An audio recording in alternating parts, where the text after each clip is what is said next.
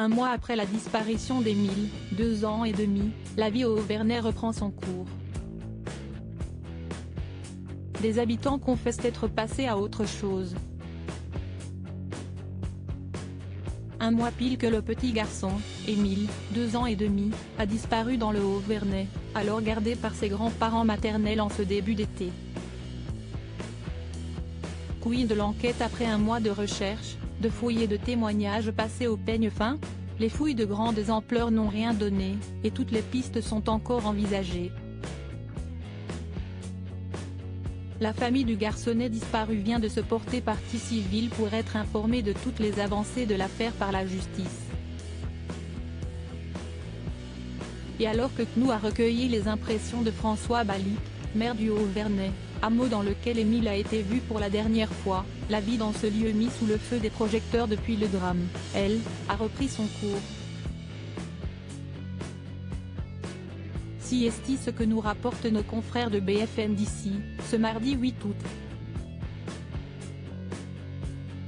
Le hameau a rouvert ses portes ce lundi 7 août, après que l'arrêté d'interdiction d'accès n'a pas été renouvelé en fin de semaine dernière.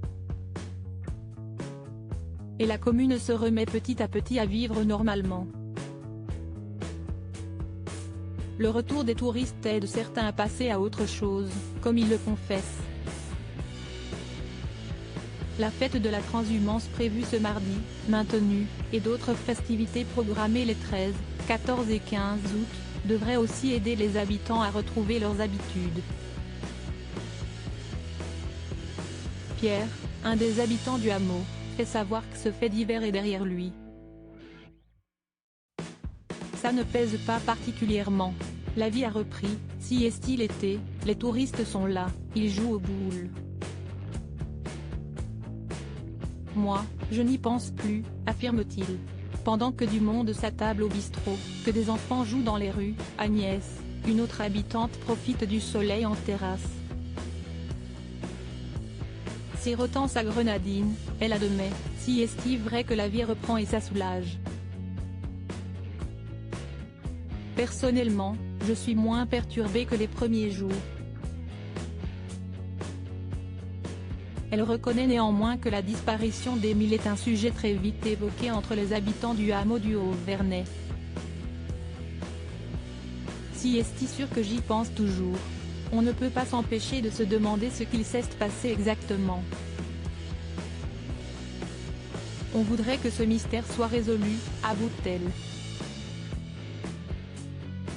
Parallèlement, les proches d'Émile eux aussi tentent de poursuivre leur quotidien. La mère du garçonnet, Marie, mère au foyer, et sa petite sœur Alaïs âgée d'1 an ont ainsi été aperçues se rendant à la piscine du village. À la fin du mois de juillet, 4 membres du clan ont été vus pour leur part à la traditionnelle messe dans la localité voisine de Seynes-les-Alpes.